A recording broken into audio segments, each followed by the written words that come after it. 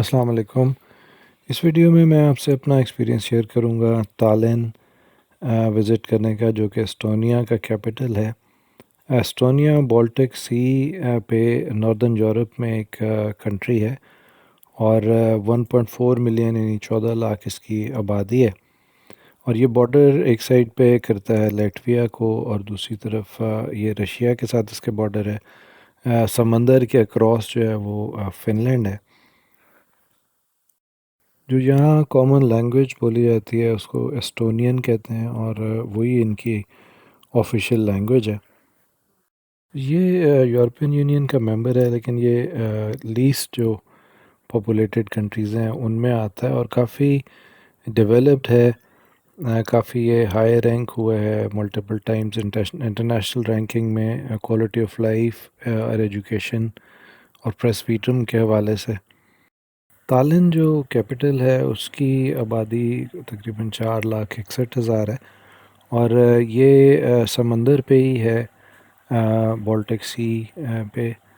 और ये इनका सबसे ज़्यादा पॉपुलेशन वाला टाउन है। ये जो आप अभी देख रहे हैं ये तालिन का ओल्ड टाउन है। तालिन के ओल्ड टाउन में बहुत पुरानी बिल्डिंग्स हैं और ये बहुत खूबसूरत, ओवरऑल पुराने टाउन्स में एक बहुत खूबसूरत ओल्ड टाउन समझा जाता है।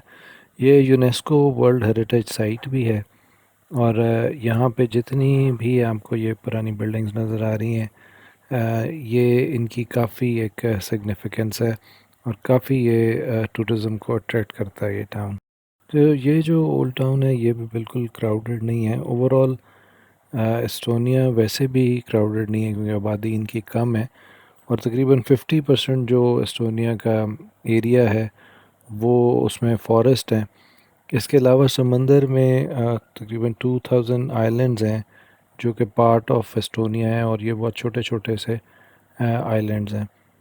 यहाँ पे जो तालिन में और जनरली एस्टोनिया में काफ़ी ट्रांसपोर्ट वैसे सस्ती है और ट्रैवल करना काफ़ी चीप है। लोकल्स के लिए फ्री पब्लिक ट्रांसपोर्ट है और इवन जो टूरिस्ट हैं उनके लिए भी बहुत कम टिकट्स हैं।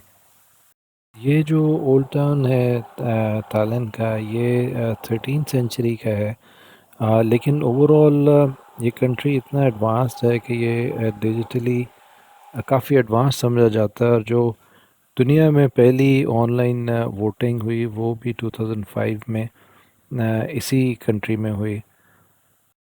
ओवरऑल इस पूरे शहर में आपको फ्री वाईफाई हॉटस्पॉट्स मिलते हैं और काफ़ी इनकी जो इंटरनेट की स्पीड है वो भी बहुत अच्छी है। ये जो आप स्ट्रीट्स देख रहे हैं, यहाँ पे काफ़ी पुराने कैफ़ेज़ हैं, कुछ जहाँ पे लोग बैठ के आप फूड या ड्रिंक्स वगैरह लोग एंजॉय कर सकते हैं। ये जो सामने आपका कैफ़े है ये काफ़ी मशहूर एक यहाँ का लैंडमार्क है और लोग इसको स्पेशली विज़िट करने के लिए आते हैं। ओवरऑल आपको यहाँ टाउन में काफ़ी ज़्यादा सफाई नज़र आती है और जनरली एस्टोनिया वैसे भी समझा जाता है कि दुनिया में ये क्लीनेस्ट एयर है। इसकी जो ओवरऑल इसकी आबो हवा है वो क्लीनेस्ट समझी जाती है। उसकी एक वजह ये है कि यहाँ बहुत ज़्यादा फॉरेस्ट हैं और ग्रीन स्पेसेस हैं। लेकिन ये जिस तरह के कंट्रीज़ हैं, फ़िनलैंड है या आइसलैंड है, इनको बहुत हाई रैंक किया जाता है क्वालिटी ऑफ एयर के हवाले से और ये भी उन्हीं के मुकाबले पे आता है।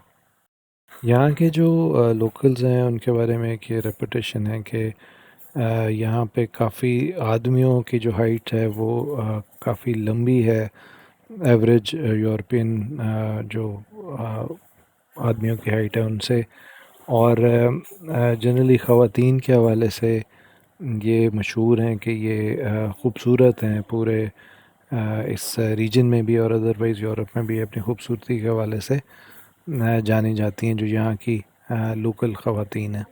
यहाँ इस कंट्री का जो एजुकेशन सिस्टम है वो ऐसा है कि यहाँ पे ज़्यादातर लोग बाइलिंगुअल हैं, यानी वो दो ज़बानें बोलते हैं और कॉमनली लोग इंग्लिश भी बोल लेते हैं। इंग्लिश के अलावा रशियन है, जर्मन है, वो भी बोलते हैं।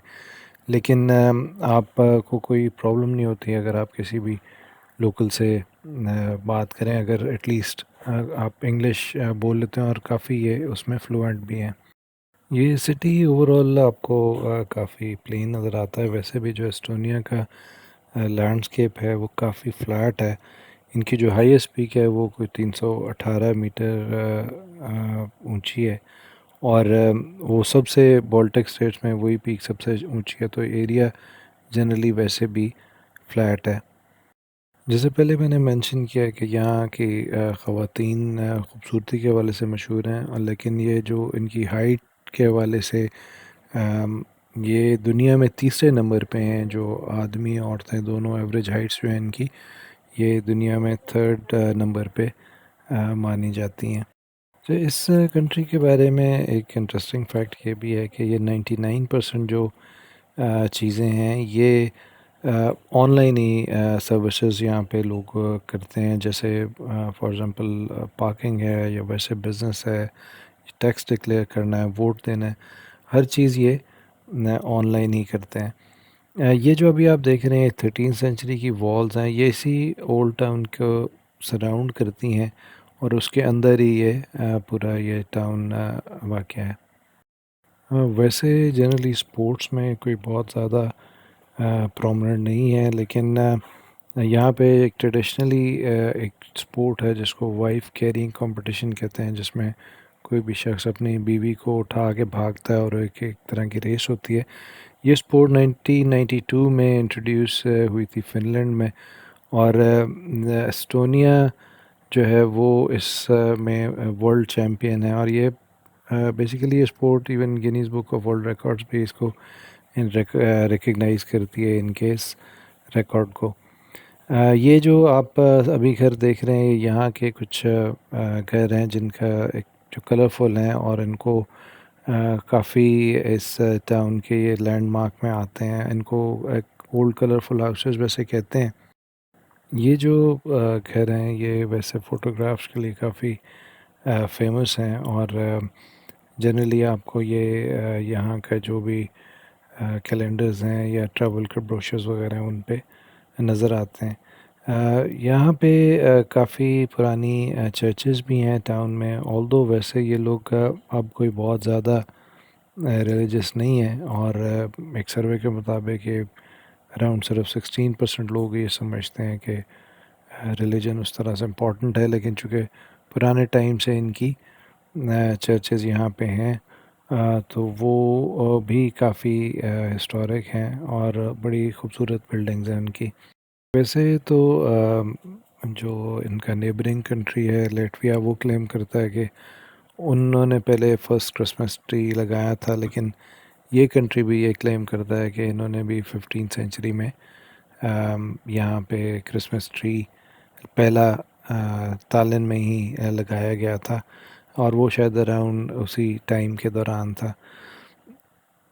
तो एस्टोनिया पे चूँकि डेनिश भी रूल कर चुके हैं, तो यहाँ पे किंग ऑफ डेनमार्क गार्डन है, ये एरिया है। इस में बेसिकली ये तीन स्टेचूज़ हैं मॉन्क्स के, जो यहाँ इसे इस सारे एरिया को बेसिकली हॉन्टेड समझा जाता था, उसके हवाले से ये तीन स्टेचूज़ यहाँ लगाए गए थे। ये जो आप अभी कैथेड्रल देख रहे हैं, ये 1894 में बनाया गया था, और उस वक्त ये तालीम जो है ये पार्ट ऑफ रशियन एम्पायर था। और तब का ये यहाँ पे ये स्ट्रक्चर है और काफ़ी खूबसूरत बना हुआ है। इसके पास ही एक और ये कासल है, ये भी 13th सेंचुरी का कासल है। ये जो कासल है ये टूम्पी इस हिल पे है, इसलिए इसका नाम टूम्पी कासल है। और यही एक्चुअली अब पार्लियामेंट है जो यहाँ की एस्टोनिया की, उसी के ये सारा बिल्डिंग उसी के पास है, और उन्हीं के यहाँ पे ऑफिसेज वगैरह हैं। जनरली इस शहर में, तालिन में और वैसे एस्टोनिया में काफ़ी फ्रेंडली सा कल्चर है। काफ़ी पढ़े लिखे लोग हैं, और ये लिटरेसी में ये 99.8% ये क्लेम करते हैं लिटरेसी रेट, जो कि काफ़ी ज़्यादा हाई है। वैसे इसकी जैसे पहले मैंने मेंशन किया कि आबो हवा वैसे काफ़ी साफ़ है। एक इसका रीज़न ये भी है कि यहाँ पे लोग वैसे ट्रीज़ को बहुत इम्पोर्टेंस देते हैं, और चूँकि ये रिलीजियस उस तरह नहीं है, तो वो सिर्फ 16% ये समझते हैं कि रिलीजन की कोई इम्पोर्टेंस है लाइफ में। लेकिन ये 69% लोग यहाँ के ये समझते हैं कि हर जो दरख्त है उसकी एक सोल है। उसका एक रीज़न, उसी रीज़न से ये काफ़ी दरख्तों को और ओपन ग्रीन स्पेसेस की काफ़ी ज़्यादा केयर भी करते हैं। तालिन ओल्ड टाउन में काफ़ी पुराने स्ट्रक्चर्स हैं। ये जो आप टूम स्टोन्स देख रहे हैं ये 14th 15th सेंचुरी के हैं। और ये यहाँ पे सेंट कैथरीन्स पैसेज एक जगह है, वहाँ पे इनफैक्ट ये लगे हुए हैं। ये जो टूम स्टोन्स हैं ये यहाँ के जो मजिस्ट्रेट है तालिन के उसके समझे जाते हैं, और ये 14th 15th सेंचुरी के हैं। वैसे ओवरऑल यहाँ पे काफ़ी लंबा दिन होता है तालिन में। समर्स में 18 घंटे से ऊपर का दिन होता है, और सर्दियों में ये एक्सट्रीम पे 6 घंटे का भी हो जाता है। एक और जगह जो हमने विज़िट की ये बेस्टियन टनल्स हैं, जो कि तालिन के ही अंदर हैं। बेस्टियन टनल्स जो हैं ये अंडरग्राउंड टनल्स हैं तालिन ओल्ड टाउन में। और ये 17th 18th सेंचुरी में एक्चुअली ये टनल्स इनिशियली बनाई गई थी, एक तरह से एनिमी से प्रोटेक्शन के लिए। लेकिन ये एक्चुअली कभी यूज़ हुई नहीं। और इसको बेसिकली वर्ल्ड वॉर 2 में वैसे प्रोटेक्शन के लिए यूज़ किया गया, जब लोगों को सेफ्टी के लिए यहाँ पे इन टनल्स में मूव किया जाता था। फिर ये आहिस्ता आहिस्ता लोग इन टनल्स को भूल गए, और ये काफ़ी टाइम तक 91 से तकरीबन 2004 तक यहाँ होमलेस लोग ही यहाँ रहने लग गए। लेकिन उसके बाद ये दोबारा से अब इन्होंने इसको मेंटेन किया है, और ये पूरी जो टनल्स हैं इनको ये पूरी लाइट अप हुई हुई हैं। वैसे यहाँ काफ़ी ज़्यादा सर्दी है इधर, नीचे काफ़ी, चूँकि टेम्परेचर कम था बाहर से। लेकिन एक इनका साथ ही म्यूज़ियम है, ये उसी का पार्ट है। और लोग इनको विज़िट करते हैं, यहाँ पे इनकी पूरी हिस्ट्री मेंशन की गई है। काफ़ी इन्होंने बीच में इस तरह मॉडल्स वगैरह भी रखे हुए हैं उसी दोबारा उसी टाइम को शो करने के लिए, जिसमें कुछ जो है वो होमलेस लोगों के पिक्चर किया गया है। कुछ वॉर के टाइम के लोग कैसे यहाँ गैस मास्क पहन के या वो इसके अंदर शेल्टर के लिए यहाँ पे आया करते थे। और ये काफ़ी एक यूनिक सा एक्सपीरियंस है, लेकिन बहुत अच्छा है हिस्ट्री जानने के पॉइंट ऑफ व्यू से। और जनरली एक टूरिस्ट अट्रैक्शन भी है लोगों के लिए, जो कि लोकल्स भी आते हैं और बाहर से भी टूरिस्ट इसको विज़िट करते हैं। ये सबसे पहले ये इस तरह की बास्टियन जो टनल्स हैं ये इटली में ये स्टार्ट हुआ ट्रेंड, क्योंकि कासल्स वगैरह जो थे वो ज़्यादा वनरेबल थे, और उन पे अटैक एनिमी का वॉल्स डिस्ट्रॉय कर सकता था। लेकिन ये इस तरह की जो टनल्स थी ये शेल्टर के लिए और प्रोटेक्शन के लिए बेहतर समझी जाती थी। तो यहाँ पे 11 इस तरह की बेस्टियन टनल्स प्लान की गई। लेकिन इवेंचुअली चूँकि इनके पास उस वक्त पैसे कम थे, तो ये 3 टनल्स ही बना सके।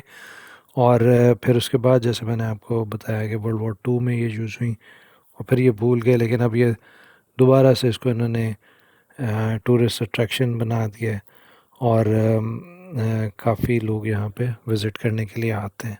जिस टाइम पे ये बिल्कुल टनल्स यूज़ नहीं हो रही थी उसमें काफ़ी अरसा ये कुछ इसके एरिया में पानी भी रहा, और उस सब को इन्होंने रिमूव कर दिया है। और अगर एक एक चैम्बर से जब आप अगले चैम्बर में एंटर होते हैं टनल्स में, तो एक टाइमलाइन के साथ पूरी हिस्ट्री की डिटेल मेंशन की गई है यहाँ पे।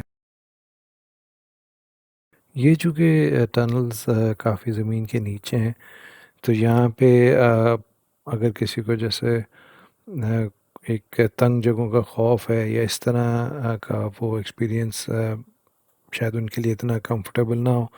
लेकिन अदरवाइज़ ये बहुत सेफ़ था, और यहाँ पे उन्होंने इसको इस तरह से मॉनिटर भी किया हुआ है कि आपको कोई इस तरह की इसको विज़िट करने में प्रॉब्लम नहीं होती। प्लस ये बड़ा वेल lit सा था और काफ़ी उन्होंने सेफ्टी के एलिमेंट को भी जहन में रखा हुआ है। ये जो सारा ये टनल्स हैं, ये इसके बिल्कुल साथ ही एक और म्यूज़ियम है, ये उसका ही पार्ट है।